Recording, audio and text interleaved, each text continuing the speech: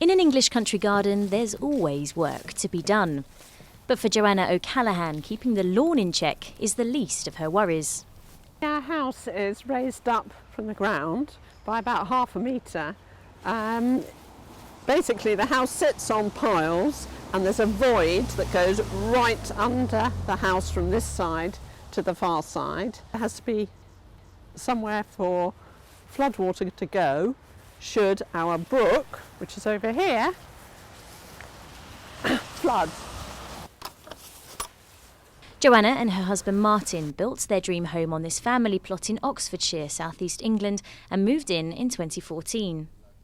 But the land is on a floodplain, so the house had to be constructed to withstand regular inundations.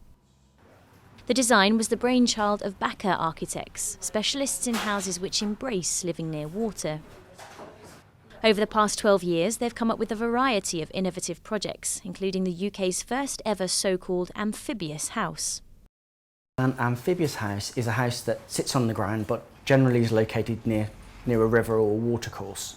And when the site floods, it has a base which is buoyant, which allows the house to move up in the event of a flood, keeping everybody at a safe distance from water. Heavy flooding has plagued the UK in recent years. The winter of 2014 clocked one of Britain's wettest months on record. Many believe the increasingly extreme rainfall is a reflection of climate change. And now, a growing number of Britons are calling for change to environmental policy.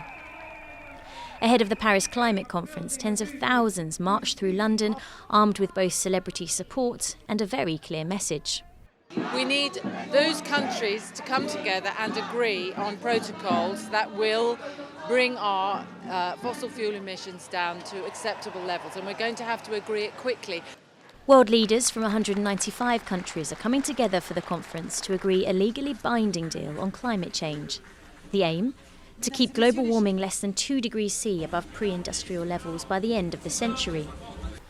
Meanwhile, the architects at Backer also have their work cut out, sketching visions of a new future which embraces Mother Nature's changing elements rather than fighting against them.